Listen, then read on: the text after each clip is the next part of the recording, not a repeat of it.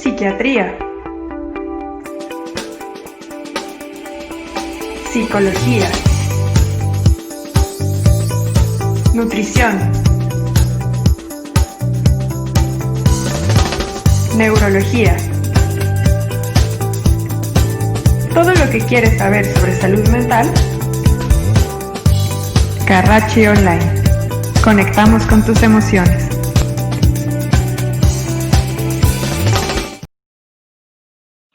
¿Qué tal? Buenas tardes y bienvenidos a un webinar más de Carracci Online. Conectamos con tus emociones. Como siempre, tenemos la intención de brindarles la mejor información sobre salud mental. Esperamos hayan tenido un buen fin de año y que todos se encuentren bien en casa. El día de hoy tenemos el honor de tener como invitada a la doctora Margarita Horta Carrillo, con quien vamos a poder tener una plática sobre un tema de muchísima importancia, un tema muy relevante en nuestro día a día, el tema de la incertidumbre y la ansiedad frente a un nuevo año. Antes de empezar, quisiera hablarles un poco sobre la doctora. Ella es médico psiquiatra, egresada del Instituto Nacional de Psiquiatría. Es médico, es especialista en trastornos del afecto como depresión, ansiedad, bipolaridad y TDAH. Además, es coordinadora del CISEM y labora en Grupo Médico Carracci. Bienvenida, doctora. Hola, muy buenas tardes, Jimena. Muchas gracias por la invitación. No, de qué, nos da muchísimo gusto tenerla aquí, doctora. Pues bueno, me gustaría empezar con el tema de hoy, pero antes me gustaría mencionarle a los que nos están viendo que si empiezan a surgir dudas, nos pueden ir escribiendo y daremos 10 minutos para poderlas responder. Bueno, pues como el título lo indica, el tema de hoy es incertidumbre y ansiedad frente a un nuevo año. Sin embargo, queremos puntualizar y reconocer que venimos cargados de un año 2020 muy fuerte, un año devastador, un año lleno de crisis sanitarias, laborales, económicas y emocionales. Entonces, la intención de este webinar es que las personas se puedan sentir escuchadas, se puedan sentir comprendidas y puedan encontrar aquí estrategias para poder sobrellevar de una mejor manera esto que viene. Además, queremos que la gente pueda entender qué es la ansiedad y distinguir entre lo normal y el punto en el que ya es necesario poder acudir con un especialista para que nos acompañe en este camino. Entonces, bueno, pues me gustaría iniciar con la primera pregunta, doctora, Claro. que es, ¿qué es la ansiedad y cómo se puede manifestar? Ok, mira, algo muy importante y que, es básico que todos lo tengamos presente, es que la ansiedad forma parte de las emociones humanas. O sea, la ansiedad no necesariamente es algo patológico o no necesariamente es una enfermedad. Todos, absolutamente todos, podemos experimentar ansiedad en algún momento, en cualquier momento de nuestras vidas, incluso en el día a día. O sea, el día a día nos impone situaciones que constantemente hay que resolver, ¿sí? La ansiedad es entendida también como una respuesta al estrés, que puede tener diferentes fuentes. O sea, puede haber, por ejemplo, algún miedo muy específico a algo, o pueden ser preocupaciones acerca de nosotros mismos, acerca de nuestra salud, acerca del porvenir, acerca del futuro, acerca de nuestra familia, de la situación económica, ¿sí? Entonces, siempre que nos vamos a exponer a una situación que implica, por ejemplo, algún cambio o que implica algún desafío, vamos a experimentar cierta ansiedad. Ajá. Obviamente hay situaciones que ameritan que nosotros experimentemos ansiedad para poder adaptarnos a esa situación. Por ejemplo, si vamos caminando en la calle y yo voy escuchando pasos atrás de mí y estoy en una calle sola, oscura, pues el simple hecho de escuchar esos pasos, pues me va a poner en alerta. Claro. Voy a experimentar una sensación de miedo, de incertidumbre, no sé qué está pasando, no sé qué va a venir después, ¿sí? Pero esa sensación que efectivamente no es agradable, me ayuda a darme cuenta que estoy en un peligro y que tengo que responder, Uh-huh. ¿sí? De diferentes maneras. A lo mejor me echo a correr, escapo, a lo mejor me escondo, a lo mejor enfrento a la persona que viene o lo que yo creo que viene atrás de mí, ¿sí? Pero me va a ayudar a tomar una decisión rápida y va a preparar a mi cuerpo para estar alerta y poder reaccionar de forma rápida ante una situación de peligro, ¿sí? Hay situaciones en la vida diaria, por ejemplo, si yo tengo una cita y a lo mejor no puedo llegar a tiempo, si yo contaba a lo mejor con ciertos planes o cierta rutina y no la puedo llevar a cabo, todo eso me puede generar ansiedad. Ajá. Entonces, hay momentos en que esa ansiedad me va a ayudar a reaccionar y a poder adaptarme a una situación cambiante. Ahora, Claro. ¿qué sucede cuando esas emociones, ese miedo, esa preocupación, esas preguntas que me estoy haciendo, esa sensación de incomodidad, no es algo pasajero, sino que se queda conmigo a vivir? Entonces, eso es algo en donde ya entramos en una situación en donde esa ansiedad se puede volver algo patológico o un dato de que algo no está sucediendo bien. Claro, claro, ok. Entonces, pues sí, podemos pensar que es una respuesta natural, ¿no? Es algo normal, la ansiedad. Es algo normal, pero que forma parte y que es como un ladrillo entre muchos otros que forman parte de los trastornos de ansiedad.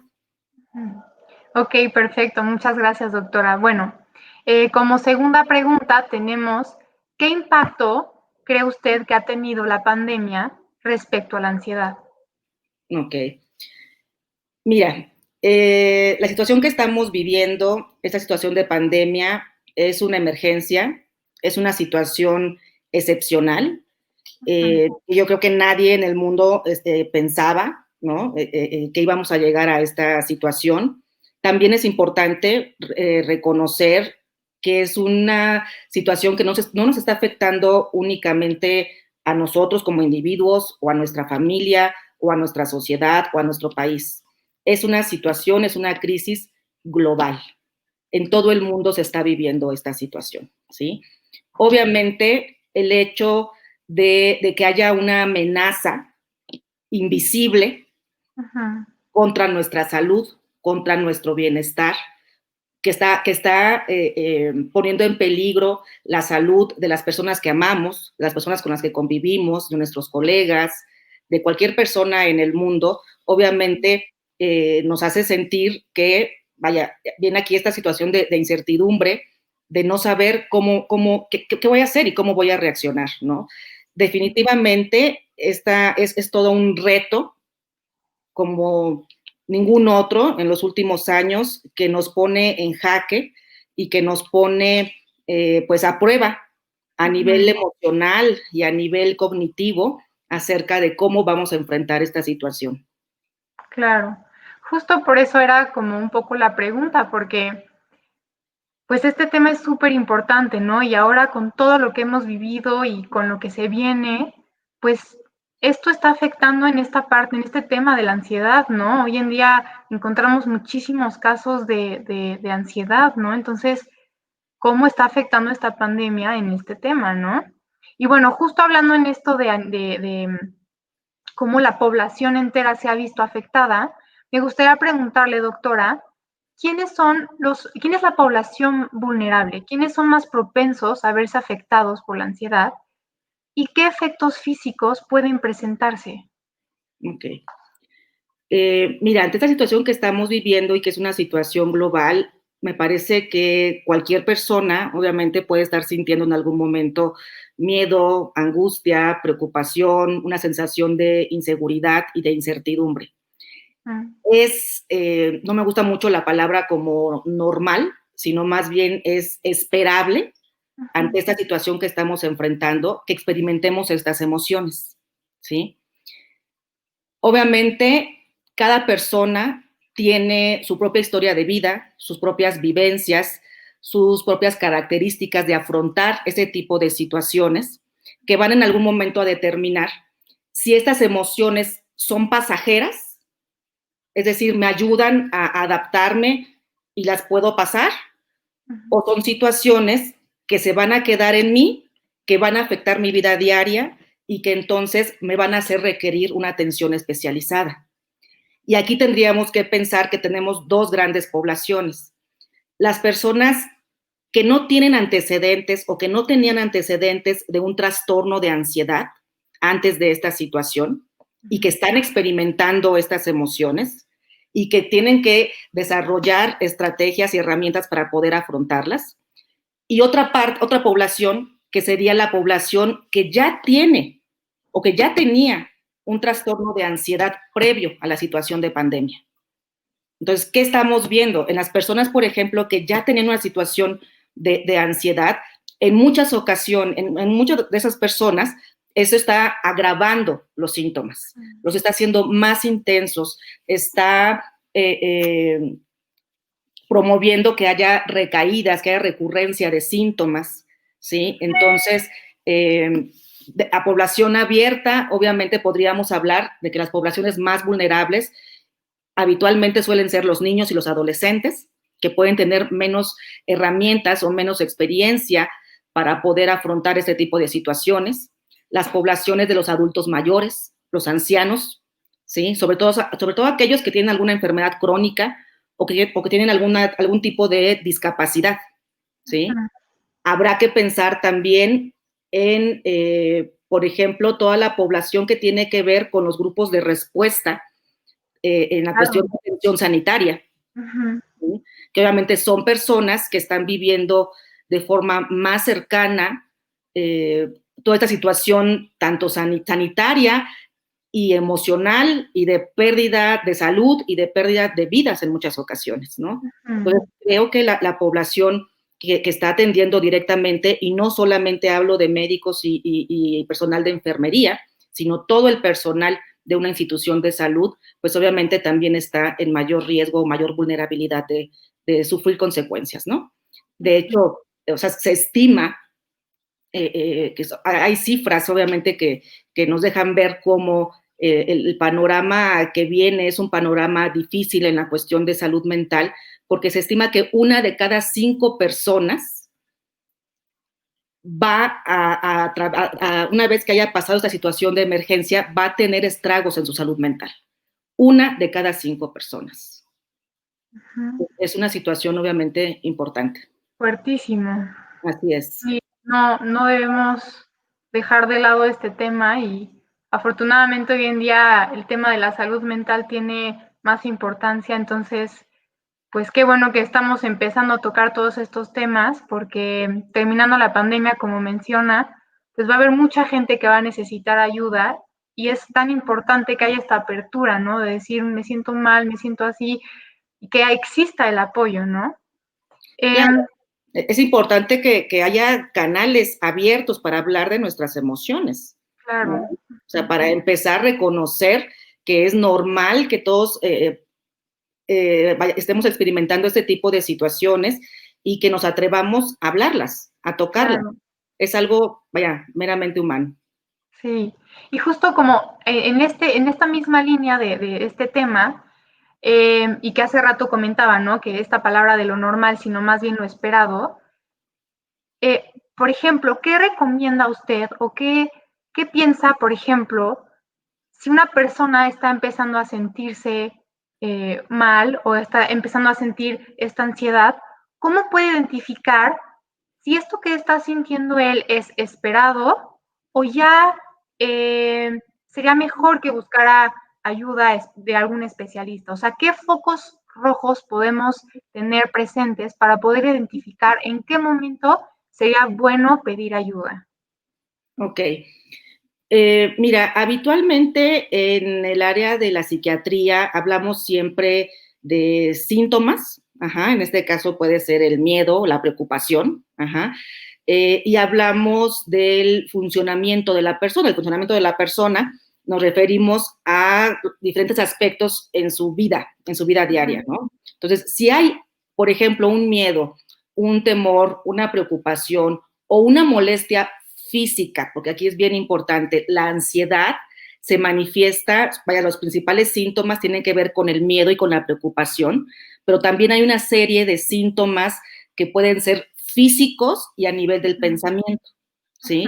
La conexión que hay entre las emociones y entre la emoción como tal de la ansiedad y las molestias o síntomas físicos que puede experimentar está totalmente relacionada. ¿Sí? A veces la ansiedad, aparte de miedo y preocupaciones, se puede manifestar a través de irritabilidad, a través de un estado de ánimo triste, a través de dificultades en el sueño, de alteraciones en el apetito.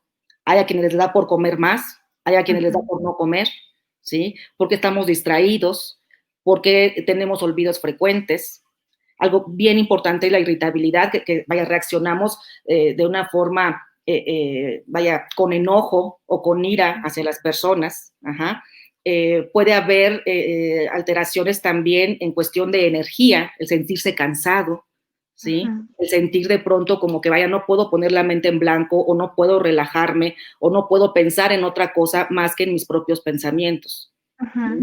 Entonces, una vez que una persona experimenta este tipo de síntomas y esos síntomas están afectando mi vida diaria o algún aspecto de mi vida, por ejemplo, me está afectando para poder llevar a cabo mi trabajo de forma habitual, me está afectando mis relaciones interpersonales, a nivel familiar, en mi relación de pareja, en mi relación con mis hijos, ¿sí? En la relación con mis amigos. Me está afectando porque entonces ya no puedo disfrutar de las actividades que habitualmente disfrutaba. Me afecta porque la mayor parte del tiempo me siento de mal humor o reacciono con ira o con enojo. ¿Sí? Entonces, cuando veo ese tipo de focos rojos y que algún aspecto de mi vida se está afectando, es momento de buscar ayuda. ¿Sí? Y qué bueno, que haya este tipo de canales y que aprovechemos la tecnología que hoy en día tenemos para que se hable de salud mental, se hable de síntomas. No por hablarlo vamos a provocarlo o a ocasionarlo, ¿no? Al contrario, que nos ayude a identificar y que podamos buscar atención en el momento adecuado. Claro. Sí, qué importante, porque pues es este tema, ¿no? De estarse monitoreando y estar al pendiente de cómo nos estamos sintiendo, porque estamos acostumbrados a pensar, ¿no? Que la ansiedad es solamente temblorina, palpitación y sudoración, ¿no? Y no, es un pues un abanico, ¿no? De síntomas que a veces dejamos pasar y no nos detenemos a pensar que, oye, me estoy sintiendo muy mal, o ya me di cuenta que sí, tengo un incremento en el apetito, tengo insomnio, estoy súper irritable, pero lo dejan pasar, ¿no? Y entonces es importante como voltearse a ver, monitorarse y decir, algo no está bien y no le estoy pasando bien, y gracias a esta apertura y gracias a estos alcances como justo tecnológicos, ¿no? Hoy en día, pues tenemos la herramienta, ¿no? De las terapias en línea, ¿no? Muchos recursos para poder, pues, tener muy bien esta parte de la salud mental, ¿no? Entonces, Claro. justo como esto, el monitoreo y estar checando hasta qué punto esto que estoy sintiendo está afectando mi día a día, está afectando, como menciona, mis relaciones, mi trabajo, ¿no? La Y lo relación conmigo importante es, mismo. claro, claro, y entonces, pues que se acerquen porque personas existen, o sea, especialistas existen, ¿no? Hay gente muy capaz que puede atender a las personas, pero es una cosa de reconocer que uno no está bien, ¿no? Y acercarse a quien lo va a poder ayudar. Sí. Fíjate, Jimena, que estaba revisando hace poco algunos datos y hablaban, por ejemplo, de que en México tardamos un promedio de 14 años desde que iniciamos con algún problema de salud mental, o sea, desde el inicio del problema hasta que llegamos a una ayuda profesional. 14 años. O sea, hay personas que de pronto les cuesta mucho trabajo diferenciar que esta ansiedad o estas emociones o estas sensaciones que tengo no debiera tenerlas porque se acostumbran a vivir con ellas. ¿Sí? Llega un punto en donde eso asumen o piensan que eso forma parte de mí. Yo soy así. Yo soy irritable, yo soy intolerante, yo no duermo bien, yo no disfruto la comida, yo no disfruto lo que estoy haciendo. ¿Y por qué? Porque voltean hacia atrás y dicen, vaya, ¿desde cuándo empezó esto? Habitualmente no nos dicen empezó hace un mes, empezó hace 2 meses, ¿no? O sea, muchas veces nos dicen, caray, pues desde que tengo memoria. O desde la infancia, o desde la adolescencia, ¿no? O desde que me casé y tengo 30 años de casada, ¿no? ¿no? Entonces, Claro. pensar en que tardamos en México 14 años en buscar atención, vaya, eso es para reflexionar.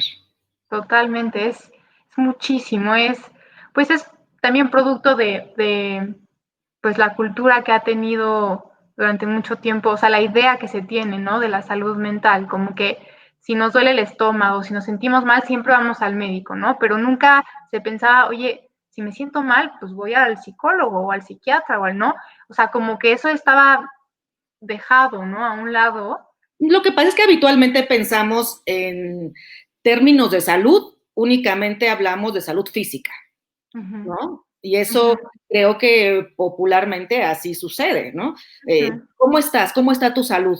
Bueno, pues no me duele nada, no tengo ningún diagnóstico, no soy Claro. diabética, no soy hipertensa, estoy bien, Uh-huh, ¿no? Y hay una frase muy importante de la Organización Mundial de la Salud que dice, no hay salud sin salud mental. uh-huh. Sí, O sea, no totalmente existe, de acuerdo.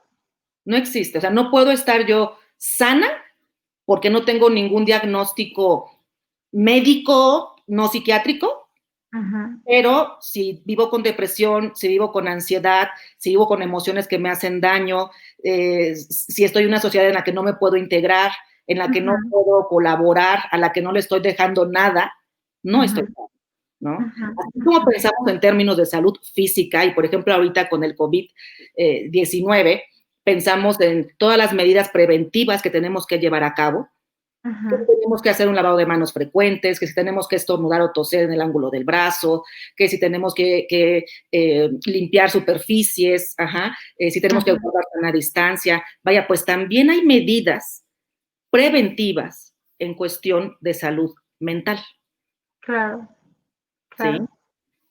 Sí, porque no debe ser, no es, más bien, no es fácil. O sea, no es fácil que de pronto un día uno lleva un ritmo de vida, convivimos, vamos al trabajo, nos movemos, pues es toda una rutina y de pronto, pues viene esta pandemia, viene o sea, el resguardarse en casa y entonces pues a lo mejor yo estoy perfecta de salud, pero ¿qué implica para mí romper con mi rutina? ¿Qué implica para mí dejar de ver a mis compañeros de trabajo, a mis familiares, a mis amigos? ¿Qué es todo eso? O sea, el dejar de tener ese contacto social, ¿cómo afecta, ¿no? Emocionalmente.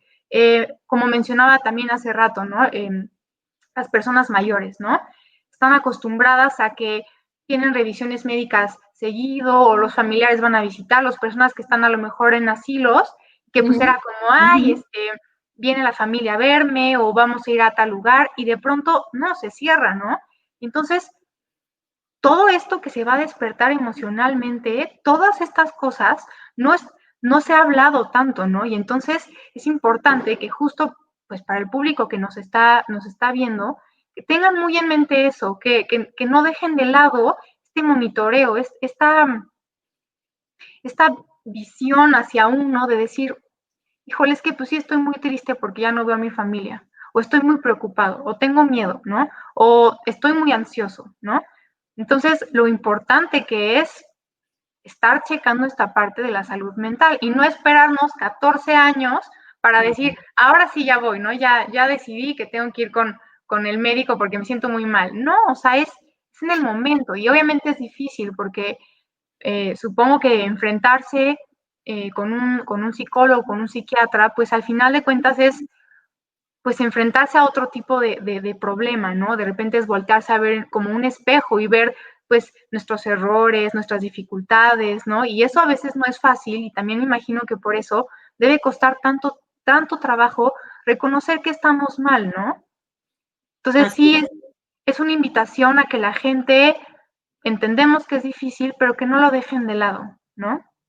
Bueno, Y es que bueno, en el área de la salud mental, o sea, hemos luchado y creo que uno de nuestros mayores enemigos y más fuertes es el estigma, ¿no? uh-huh, El estigma de la enfermedad mental o de los trastornos mentales, ¿no? uh-huh, Así uh-huh, como ahora, por ejemplo, las personas que padecen o que han padecido o que se han infectado de COVID-19 o las personas que atienden este tipo de situaciones sufren de cierto estigma, bueno, en el área de la salud mental lo hemos vivido y lo seguimos viviendo, uh-huh.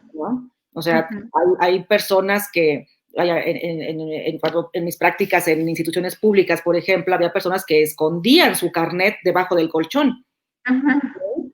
porque nadie puede saberlo. O sea, mi Claro. sombra y yo, ¿no? Y lo escondo debajo del colchón porque no puedo reconocer o no, o tengo temor a ese estigma, a esa crítica o al cómo me van a ver si saben que estoy acudiendo a un servicio de salud mental, Ujú. ¿no? Ujú. Entonces, el hecho de empezar a reconocer, de que empecemos a hablar del tema, de que Claro. empecemos a darnos cuenta de qué es lo que sentimos, vaya, eso ya es un pasito adelante. Sí, sí, que tengamos esta apertura y, por ejemplo, es también parte de estos webinars que estamos teniendo, que sea, pues, justo esta puerta que vamos a abrir para que la gente esté más informada sobre la salud mental y que empiece a ser un tema mucho más cotidiano, ¿no? Ya dejando de lado estos tabús y aceptando, pues, las enfermedades mentales son parte de nuestra vida, ¿no? Así como tenemos gripa, como tenemos dolor de cabeza, pues, la enfermedad mental son condiciones, ¿no? Y son normales, ¿no? Entonces, que la gente lo pueda ver como, sí, tengo esto y me enfrento a esto y voy a pedir ayuda. Claro, Y claro. bueno, justo como con todo este tema de enfrentar y de aceptar, yo quisiera preguntarle sobre el tema de la resiliencia. Mm. ¿Qué es y qué puedo hacer para desarrollarla o fortalecerla? Mira, hablar de resiliencia, vaya, es un tema que a mí en lo particular me agrada y me apasiona mucho. La resiliencia es la capacidad del ser humano de enfrentarse a situaciones adversas, de superarlas y de aprender de ellas, ¿sí? Es decir, implica un crecimiento, implica que la persona va a enfrentar esas situaciones que muchas veces son inevitables, ¿sí? Porque son inevitables las situaciones difíciles en la vida, las crisis, las situaciones dolorosas, las situaciones traumáticas en ocasiones, eh, y la capacidad de poder afrontarlas y de poder aprender de ellas y de incluso salir fortalecido de ellas, esa característica es la resiliencia, ¿no? Eh, Algo importante es saber que sí hay personas más resilientes que otras, porque cada persona implica obviamente una serie de características, de personalidad, de situaciones sociales, de situaciones familiares, de experiencias diferentes. Ajá. Pero hablar de resiliencia, pues no es nada más como una cualidad de que alguien la tenga o no la tenga. O sea, hablar de resiliencia también nos hace pensar en un proceso que se va aprendiendo a lo largo de la vida, a lo largo desde que nacemos, desde la infancia, desde la adolescencia, en la etapa adulta, en la etapa ya de tercera edad, por ejemplo, pues seguimos aprendiendo y seguimos viviendo y seguimos afrontando situaciones que requieren habilidades para poder atravesarlas, ¿no? Entonces, pensar en la resiliencia como un proceso, como algo que puedo desarrollar y que puedo aprender y que puedo fortalecer, ¿sí? Ujú. Los Claro. seres humanos en general somos adaptables, ¿sí? A diferencia de lo que solemos pensar, ¿no? Ujú. En realidad somos personas, somos individuos muy adaptables porque siempre estamos en constante cambio, o sea, el cambio es parte de la vida. Ujú. Uh-huh. Obviamente hay de cambios a cambios, ¿no? Esto que estamos atravesando a través de la pandemia vino a traer un cambio en todos los aspectos de nuestra vida. Nuestro trabajo no es igual, nuestro Ujú. día a día no es igual, ¿sí? Nuestra rutina, las escuelas, por ejemplo, los que tenemos hijos, sabemos perfectamente que hay un antes y un después de esta pandemia, ¿no? Entonces, es momento de buscar en nosotros mismos y de preguntarnos, vaya, ¿qué situaciones he vivido? ¿Qué situaciones difíciles, adversas, qué situaciones de crisis en la vida he atravesado y cómo las he afrontado? ¿Cómo las he afrontado? ¿Qué he hecho? si en algún momento a lo mejor me ayudó leer un libro, me ayudó a lo mejor hablar con alguien, me ayudó ver una película, me ayudó llorar un poco y desahogarme, ¿sí? Me ayudó a lo mejor aplicar un poco de humor a la situación, me ayudó el enrolarme en alguna situación a lo mejor pues de brindar ayuda a los demás, ¿sí? O sea, ¿qué mecanismo o cómo he hecho yo para afrontar y para salir de las situaciones críticas de la vida? Entonces es momento de que cada uno de nosotros hagamos como esa evocación de esos momentos difíciles y pensemos, bueno, de eso que he aprendido en otras crisis, ¿qué puedo aplicar ahora? ¿Sí? ¿Qué puedo repetir? ¿O qué otras cosas nuevas tengo que aprender? Claro, ¿Sí? claro.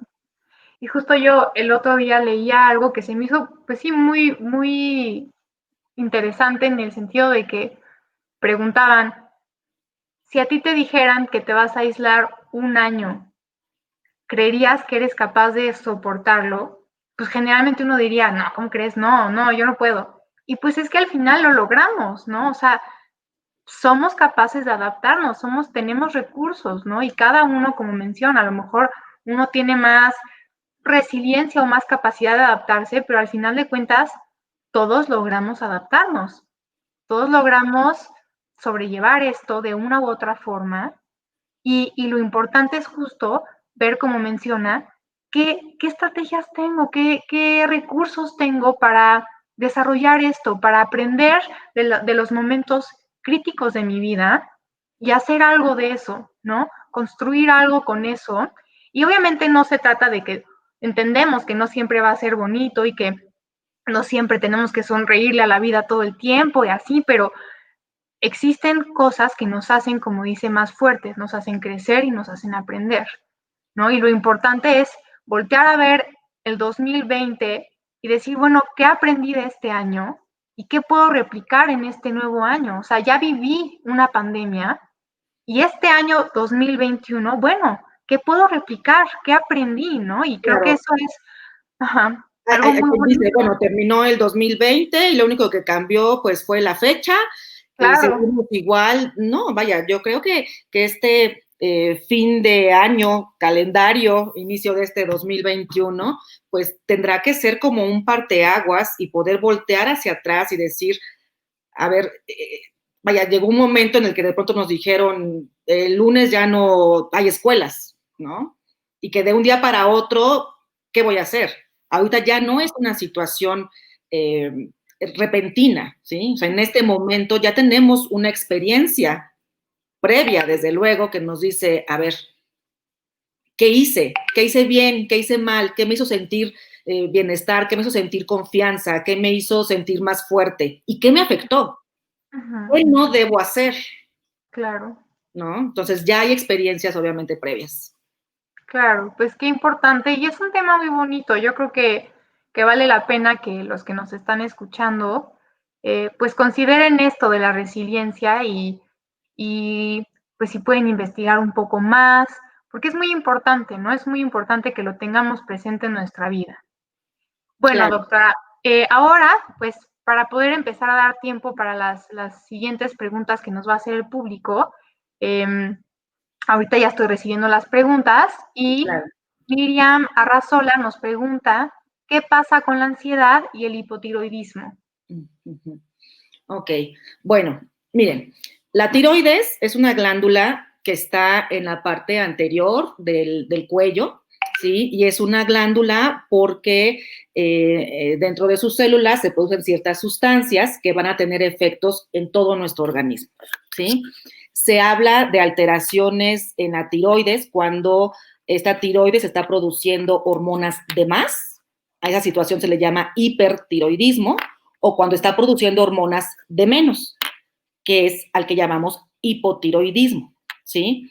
Y todo el sistema tiroideo, el eje tiroideo, tiene muchísimo que ver con nuestro estado de ánimo, ¿sí?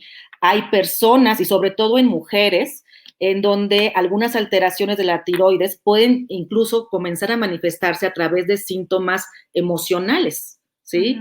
Como sentir falta de energía, o sentir sudoración, o sentir sofocación, o sentir cansancio, ¿sí? Sentir síntomas depresivos, tristeza, llanto, o bien sentir irritabilidad o ansiedad. El hipotiroidismo habitualmente se relaciona más con síntomas depresivos o de ánimo bajo, y el hipertiroidismo se relaciona más con síntomas ansiosos. Entonces, de hecho, una de las pruebas, digamos, que suelen hacerse de forma frecuente cuando se evalúa a una persona con depresión por primera vez, suele ser revisar cómo están las hormonas tiroideas, ¿sí? Para descartar que no sea un problema secundario a, o que tenga las dos cosas al mismo tiempo. Una persona puede tener problemas de tiroides y al mismo tiempo tener depresión y ansiedad. Claro, que justo se me hace una pregunta muy buena porque la podemos ligar a lo que estuvimos hablando y no es solo físico, es físico y mental, físico y emocional, ¿no? O sea, tengo hipotiroidismo, pero también tengo síntomas de ansiedad y entonces tengo que reconocer esto otro, ¿no? De hecho, cuando se tienen ambas, hay que tratar ambas situaciones. Claro, O sea, claro. si yo soy una persona que tiene un problema de depresión o de ansiedad y al mismo tiempo tengo un problema en la tiroides, tengo que recibir un tratamiento para el problema tiroideo, pero también tengo que recibir un tratamiento para mis síntomas de ansiedad o de depresión. Claro, claro. Bueno, ahora Marisol AP nos pregunta cómo se trata la ansiedad y el trastorno compulsivo. Ok, bueno, el trastorno compulsivo es un trastorno mental que tiene que ver desde luego con ideas que son las que se llaman obsesivas, es decir, alguna idea, alguna pregunta que está constantemente en la cabeza, que no puedo controlar, que me causa mucha ansiedad, y son ideas que habitualmente la persona no está de acuerdo con ellas, y sin embargo no puede controlarlas o no puede dejar de tenerlas, ¿sí? Esa aparición de ideas habitualmente ocasionan ansiedad. O sea, ocasionan que me sienta mal, ocasiona que me sienta preocupada, que me sienta en peligro, y obviamente también puede haber síntomas físicos. Entonces, el tratamiento obviamente tiene que ver con ciertas medidas tanto psicológicas, como desde el punto de vista médico-psiquiátrico, pues el tratamiento farmacológico. Ok, perfecto. Bueno, ahora nos pregunta Norma Ártica, ¿qué se hace con ansiedad de llorar? Fíjate que quisiera yo recomendarles algunos manuales que pueden encontrar en la página de la Organización Mundial de la Salud, de la OMS. Hay un manual que a mí me agradó mucho, que sacaron, es una guía ilustrada, que sacaron ya durante la pandemia y que se llama Hacer lo importante en tiempos de estrés. Está en varios idiomas, a ver si les mando ahorita la liga, pero si no, lo pueden buscar, les vaya en internet, en algún buscador, Hacer lo importante en tiempos de estrés, y que va dedicado obviamente a diferentes circunstancias, ¿no? O sea, se habla de la situación que estamos viviendo ahorita en la pandemia, pero también en otro tipo de situaciones a nivel social o incluso individual, ¿no? Y vienen algunos ejercicios, por ejemplo, de respiración, ¿sí? De respiración, o sea, cómo a través de la respiración puedo ayudar a bajar mi ritmo, puedo ayudar a estar más consciente del aquí y el ahora, ¿sí? Ejercicios de meditación, ejercicios de relajación, pero si buscan en este manual hacer lo importante en tiempos de estrés, ahí van a encontrar una guía ilustrada maravillosa, que trae muchas técnicas que les pueden ayudar. Perfecto, muchas gracias. Pues yo creo que igual y podemos compartir este libro que comenta en nuestra página en nuestras páginas para que la gente que nos está viendo lo pueda encontrar más fácil. Y justo la siguiente pregunta va muy relacionada a esto de qué hacer, ¿no? Dice, hola, buenas tardes, a mí me dio COVID y tenía controlada la ansiedad, se me volvió a detonar. ¿Es necesario tomar algún tratamiento? Vaya, obviamente habría que pensar, si habla aquí de que tenía controlada la ansiedad, es porque entiendo ya padecía de ansiedad, ¿no? Entonces, a lo mejor estaba controlada, digo, no sé si estaba o no bajo algún esquema de tratamiento o si ya había sido dada de alta y a lo mejor ya no estaba en el tratamiento activo como tal, pero obviamente vivió una situación estresante, Ujú, ¿sí? O claro. sea, nuestro miedo es, eh, ¿qué voy a hacer si me contagio? Ahora, Ujú, ¿qué voy a hacer si sé que estoy contagiada? ujú, O sea, inmediatamente pueden venir una serie desde luego, de emociones y de pensamientos y de miedos de qué va a pasar, ujú. ¿sí? ¿Cómo lo voy a atravesar? ¿Voy a ser de las personas que se recuperan o no? ¿Lo voy a transmitir? ¿Qué pasa con mis seres queridos? Entonces, obviamente, eso fue un gancho al hígado, a la ansiedad, ¿no? O sea, es Claro. un detonante, obviamente, de una recaída en ese tipo de síntomas. Entonces, obviamente, ahí habrá que revisar el esquema de tratamiento que tenía anteriormente, cómo lo llevó a cabo antes. Yo creo que aquí sí tendría que haber una valoración a nivel profesional. Ujú, claro. Bueno, ahora Sergio Garduño López pregunta, ¿qué es bueno para mitigar la ansiedad? A mí me pasa que me falta el aire. Ok, bueno, mira, yo creo que sería importante a lo mejor darles rápidamente algunos tips como de estas medidas de prevención en cuestión de salud mental, ¿no? O sea, si yo en este momento, por ejemplo, no tengo ansiedad, pero estoy expuesta, como todos estamos expuestos a esta situación de pandemia, de distanciamiento social, de ansiedad, de preocupación, de problemas a lo mejor laborales o incluso económicos. Entonces, es importante cuidar el estilo de vida, ¿sí? El estilo de vida que conlleva, obviamente, revisar mi dieta, revisar mis horarios, ¿sí? Tener un sueño que sea regular, ajá, realizar ejercicio físico, mantenerme en contacto con mis seres queridos, ¿sí? O sea, a lo mejor no puedo ir y visitarlos, pero puedo llamar por teléfono, puedo hacer videollamadas, puedo utilizar el correo electrónico, puedo utilizar el WhatsApp, puedo hacer otro tipo de encuentros. Es importante mantenernos informados, sí, pero informarnos en fuentes confiables, ¿no? Mucho cuidado ahí con todas las fake news, ¿no? Y cuidar también el tiempo de exposición a escuchar noticias, Ujú, ¿no? Posiblemente sentimos ansiedad y esto me lleva a investigar y escuchar cifras todo el tiempo y ver ahora cómo estamos. Entonces, vaya, tener que limitarlo ujú, a una o dos ocasiones al día y no más.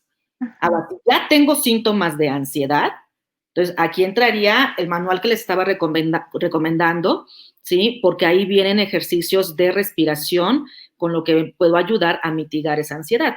Si después de hacer esos ejercicios y de ver que, vaya, ese es un problema que está dominando mi vida o que a pesar de las estrategias que yo he implementado para controlarlo, no se controla, buscar ayuda profesional. Claro.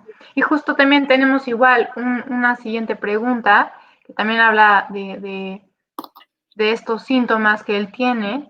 Dice Emanuel Maldonado, a mí me diagnosticaron ansiedad porque mi síntoma es mareo constante. Quisiera saber cómo desaparecer ese síntoma tan desagradable porque ya tengo 5 meses con este terrible mal. Ujú. Bueno, aquí habría que hacer una revisión bien de qué tantos síntomas tiene de ansiedad. A lo mejor el síntoma que más molestia le está ocasionando es el mareo, ¿sí? Ujú, Es importante saber que la ansiedad, lo que les decía hace rato, o sea, la ansiedad puede manifestarse a través de síntomas físicos, ¿sí? Pero habitualmente no va a ser solamente un síntoma. A lo mejor es el síntoma, en este caso el mareo, como el síntoma blanco, el síntoma que más me causa molestia. Pero si esto es secundario a ansiedad, tendrá que haber más síntomas. Entonces, ahí ujú. hay que hacer una revisión, desde luego, más amplia y ver si hay ansiedad, de qué tipo, de qué severidad, ¿sí? Cuál es la historia de vida y qué otras cosas más pudiera estar teniendo.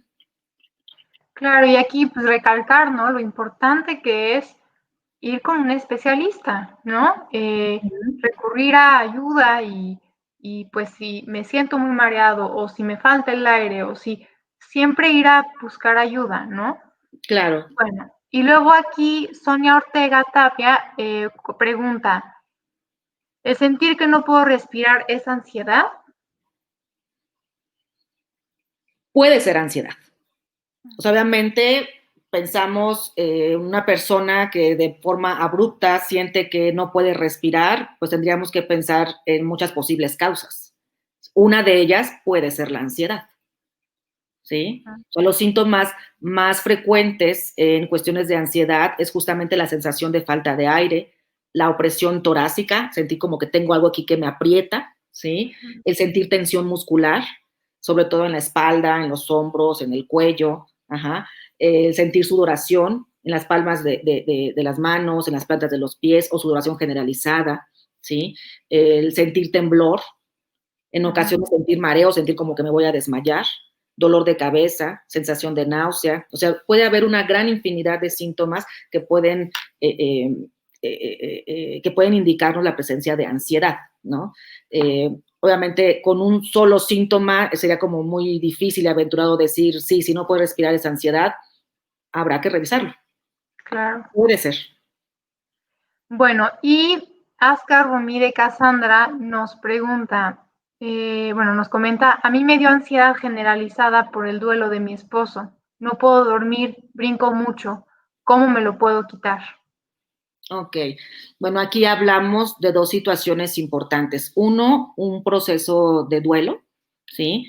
Que obviamente ante una pérdida tan importante como fue la de tu esposo, Aska, y los duelos, vaya, es como una tormenta de emociones, ¿no? O sea, es la respuesta emocional ante una pérdida, pero que implica muchos tipos de emociones que no necesariamente van en orden, ¿no? Sino que a veces es como una tormenta, es un ir y venir en esta adaptación a una nueva realidad y que sí en muchas ocasiones puede detonar la presencia de algún trastorno en cuestión de salud mental, como por ejemplo la ansiedad generalizada, que es uno de los trastornos mentales y trastornos de ansiedad más frecuentes que existen. Ajá.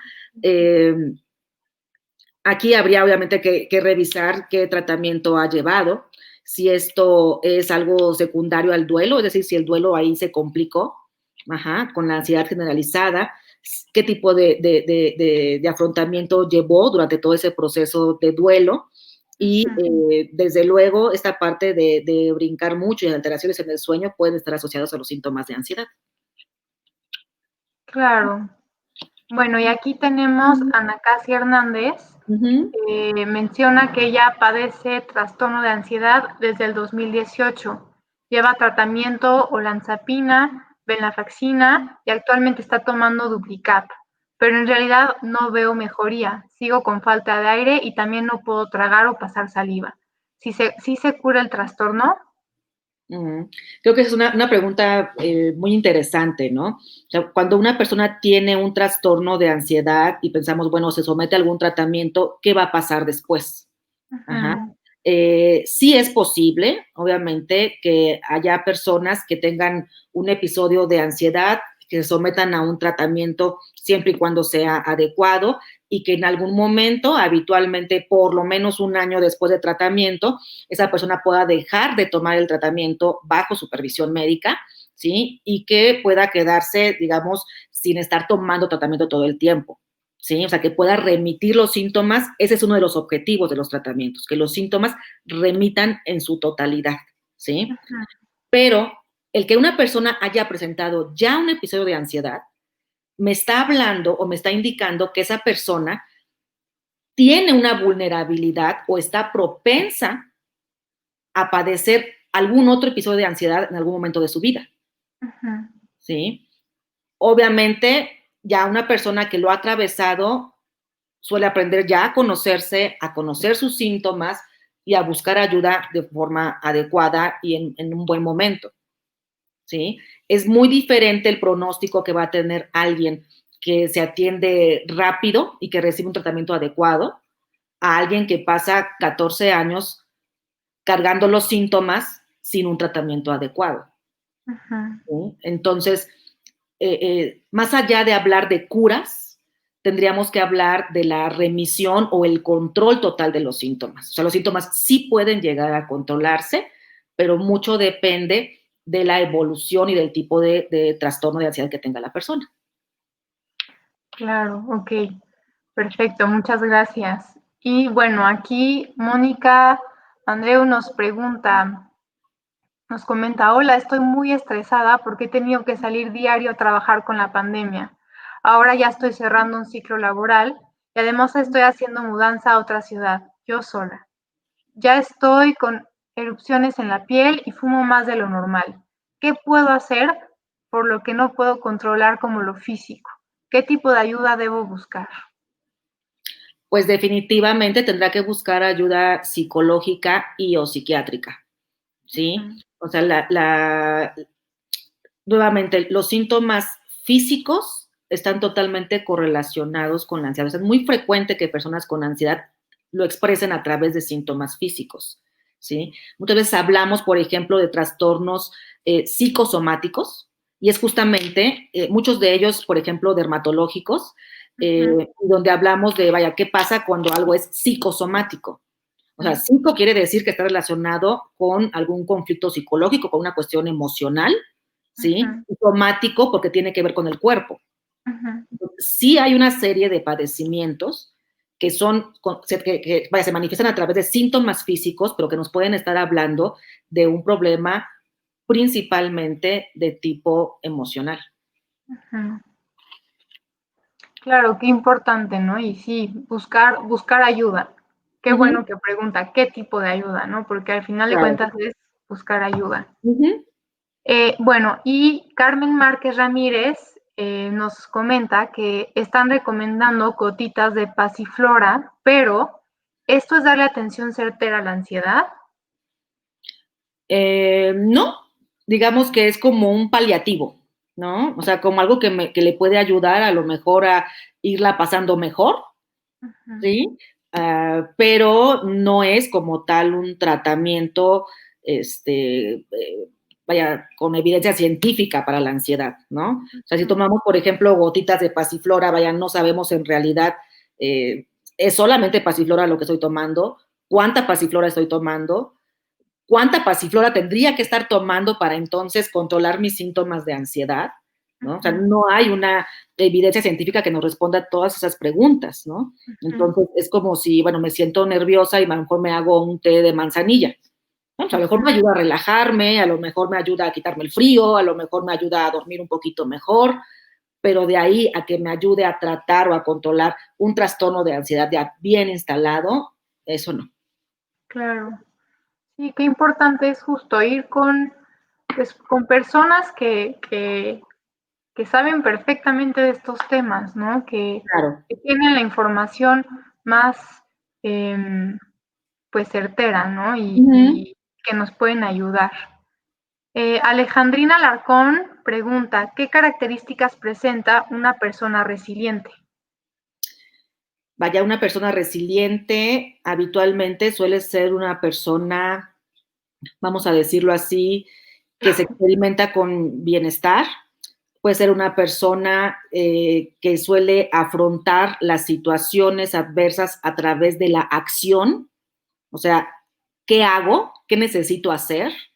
Suelen ser personas que afrontan también a través de la ayuda de otros, como buscar atención, ajá, o como buscar a lo mejor algún espacio para hablar de mis problemas, ¿sí? Es una persona que suele utilizar el humor, es una persona que suele cuidarse, es una persona que habitualmente está dispuesta a aprender de las situaciones, está dispuesta a aceptar lo que no puede cambiar, ¿sí? Habitualmente es una persona que no teme a sus emociones, ¿sí? Porque muchas veces tenemos miedo de sentir, ¿no? Ujú, Si siento tristeza, si siento ansiedad, no pasa nada. O sea, obviamente habrá situaciones en la vida que ameriten que sienta eso, ujú, pero tener la confianza de que puedo sentirlo,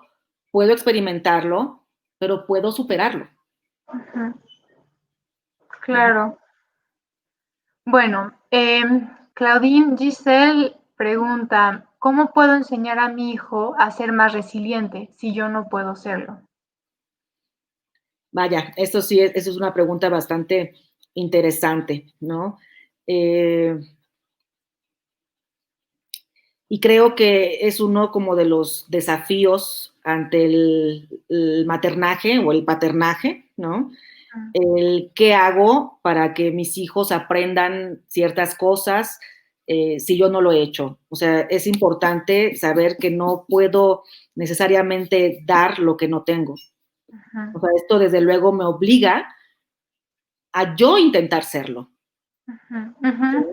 O sea, no puedo yo darle una clase y una explicación a mi hijo o a mi hija acerca de cómo afrontar una situación difícil en la vida, pero si mi hija me ve evitando todo, si mi hija me ve llorando todo el tiempo, si mi hija me ve abajo de la cama, pues mi hija no va a hacer lo que yo le diga. Mi hija va a hacer lo que está viendo, ¿no? Entonces es importante ahí como analizar y echar en práctica, obviamente, preguntarnos primero, ¿qué hago yo para ser más resiliente? Y de esa manera ayudar a mis hijos a que también puedan serlo. Claro, claro, se me hace una pregunta muy buena y creo que Claro, al final, cuando reconocemos lo que tenemos y lo que no tenemos, ya estamos empezando por el buen camino, porque claro. aquí ella está pudiendo reconocer que, bueno, no lo tengo, pero ya se reconoció, ya se pudo ver eso y entonces es más fácil trabajar sobre eso, ¿no? Claro, no tengo un problema y ni siquiera acepto que tengo un Me problema. me pasa desapercibido, pues nunca lo voy a poder enfrentar. Y el hecho de decir, no lo tengo y quiero enseñárselo a mi hijo, bueno, pues creo que vamos por el mejor camino, ¿no? Porque ya se reconoció y encima se quiere enseñar. Sí, y fíjate que, bueno, en esta cuestión de la resiliencia y los hijos, o sea, es importante ahí, desde luego, también revisar el estilo de crianza que yo estoy llevando a cabo, Ajá, ¿no? O sea, por ejemplo, un estilo de crianza que se caracterice por ser sobreprotector. Sobreprotector no es amo mucho a mi hijo y eso le va a hacer daño, o sea, el amor nunca va a hacer daño, ajá, ¿sí? Sino como perder de vista cuál es el objetivo cuando estoy criando a mi hijo. Sí ajá, amarlo, sí protegerlo, sí cuidarlo, pero también prepararlo para enfrentar la vida. claro. Entonces, desde muy pequeñitos, los niños se enfrentan también a situaciones que tienen que aprender a resolver. Ajá, Entonces, tengo que dejar que mi hijo o mi hija, de acuerdo a su edad, resuelva sus problemas.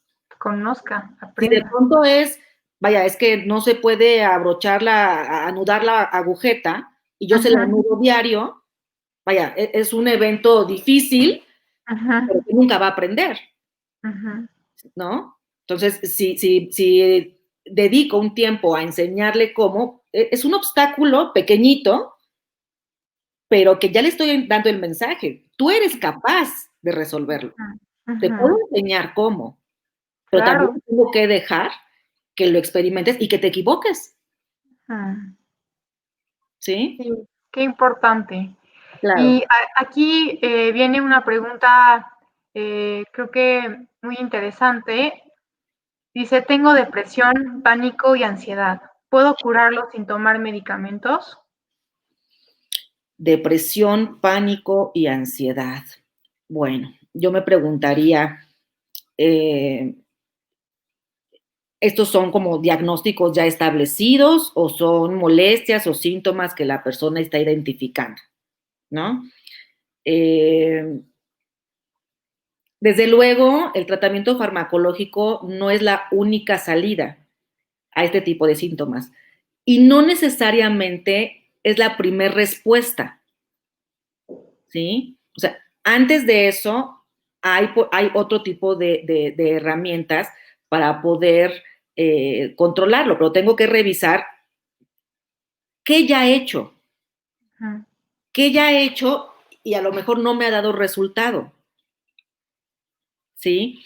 Hay personas, por ejemplo, que dicen, ah, caray, bueno, pues es que yo voy a salir adelante solo y es bueno, desde luego, esa actitud.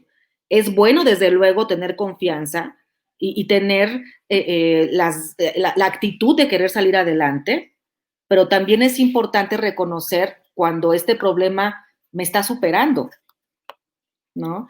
Y yo pensaría aquí algo importante, poder curarlo sin tomar medicamentos. Yo le preguntaría a Diana, ¿por qué el temor de tomar medicamentos? ¿A qué lo estás asociando, Diana? ¿No? ¿A que me va a hacer daño? ¿A que me va a causar una adicción? ¿A que es un símbolo de debilidad? ¿A que yo tengo que poder sola? ¿A que tengo que echarle ganas? O sea, este tipo de situaciones, depresión, pánico, ansiedad, no se cura echándole ganas. ¿Es muy importante una buena actitud? Sí. Claro. Pero si le decimos a las personas que han padecido 15 años ansiedad y depresión, oiga, es que usted debió haberle echado ganas, son personas que todos los días de su vida le echan ganas y que sin embargo no es suficiente. Claro. Bueno, y quisiera comentarles que ya subimos el manual del que comentaba la doctora al chat del evento. Por si les interesa, ahí pueden checarlo para que pues tengan más estrategias, ¿no? Bueno, y otra pregunta de Mauricio, ¿qué tan cierto es que el cigarro disminuye la ansiedad? No, no la disminuye. O sea, vamos a decir que es causa y consecuencia de la ansiedad, ¿no? O sea, habitualmente la persona piensa que, bueno, fumo y entonces me hace sentir más tranquilo. Sin embargo, tendríamos que pensar que no todas las personas que habitualmente no fuman, pues muchas de ellas no experimentan esa sensación de ansiedad. O sea, muchas veces la ansiedad está asociada a la dependencia del cigarro. Claro. ¿Sí? Sí, son estos discursos que de repente se utilizan para justificar el vicio, ¿no? No, es que si dejo de fumar me da más ansiedad. Y entonces ya, como que es un discurso que ya como que justifica el por qué fumo, ¿no? Así es. Bueno, ahora Sonny Summer Vicious pregunta, ¿qué pasa cuando no es problema de la tiroides y es más por situaciones como el encierro y algún problema? ¿Funciona el tapping? ¿El tapping?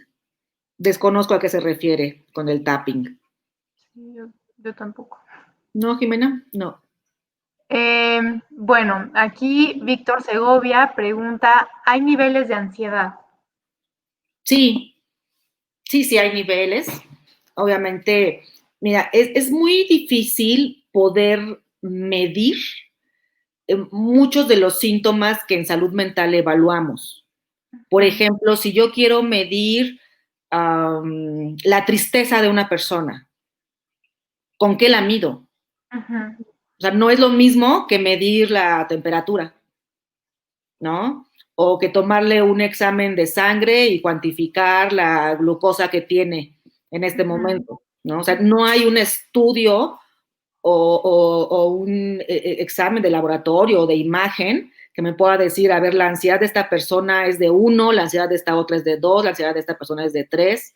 Ajá. O sea, son síntomas muy subjetivos, pero en salud mental algo que utilizamos mucho son cuestionarios que están diseñados para poder hacer un poco más objetivo este tipo de síntomas que habitualmente no puedo ver y no puedo medir. ¿Sí? Entonces, hay instrumentos, que es una serie de preguntas, por ejemplo, y que me van diciendo qué tanto tengo este síntoma, por ejemplo, la sensación de falta de aire, ¿no? ¿Qué tan intenso es? Del 5, 4, 3, 2, o qué tan seguido lo siento, ¿no? Muy frecuentemente, a veces o nunca, ¿no? Entonces, hay, desde luego, instrumentos que nos ayudan a medir la intensidad de los síntomas, ¿sí? También una guía es el evaluar qué tan comprometido está y qué tantas áreas en la vida de la persona están afectadas por la ansiedad.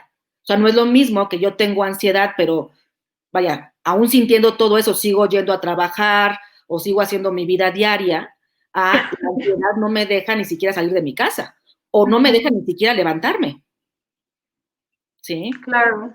Es, digamos, hay formas de intentar hacerlo un poco más objetivo y también, desde luego, evaluando el impacto en la vida diaria de la persona. Claro, a mí me hace pensar un poco como esto que comenta de también el nivel de tolerancia que tenemos a esta ansiedad, ¿no? Porque como Ujú. mencionaba, la ansiedad es algo normal, una respuesta, ¿no? ¿Qué Claro, tanto voy a tolerar esa respuesta, ¿no? ¿Qué tanto mi mente va a aguantar esta ansiedad? Más allá de que claro. qué niveles, porque a lo mejor yo puedo estar enfrentando la misma ansiedad que alguien más, pero vamos a aguantarlo de diferente manera, ¿no?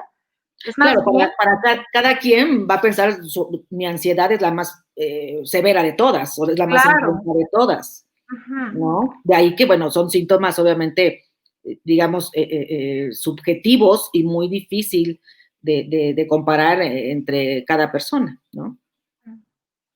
bueno, y pues nos vamos con la última pregunta antes de hacer el cierre. Claudia Hernández nos pregunta, ¿cómo le hago para obtener tratamiento en línea? Eh, bueno, en Grupo Médico Carracci tenemos también atención en línea, tanto en el área psicológica como en el área psiquiátrica. Nos puede buscar, por ejemplo, ya sea en nuestro sitio de Facebook o la página web, o también a través de la plataforma de Doctoralia, y ahí están los horarios para atención en línea de los diferentes especialistas. Claro, y bueno, claro, si tuvieran más preguntas, más dudas, no dejen de escribirlas como menciona la doctora, en nuestras páginas, en nuestras redes Claro, sociales, y con gusto vamos a responderlas. Y pues claro. bueno, a mí me gustaría empezar a hacer el cierre del tema, concluyendo pues con lo más importante. Sé que estamos en tiempos muy difíciles y entiendo que no ha sido fácil para ninguno de nosotros.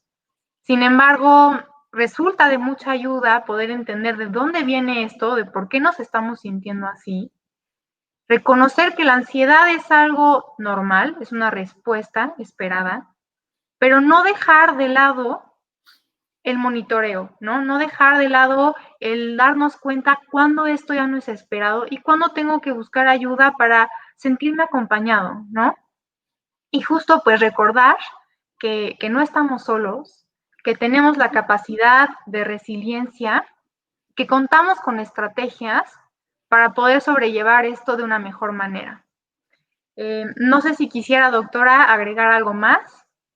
Pues agradecerles mucho por este espacio y a las personas que nos acompañaron también, y reiterarles nuevamente que vaya, estamos para servirles, y si tienen más dudas, adelante.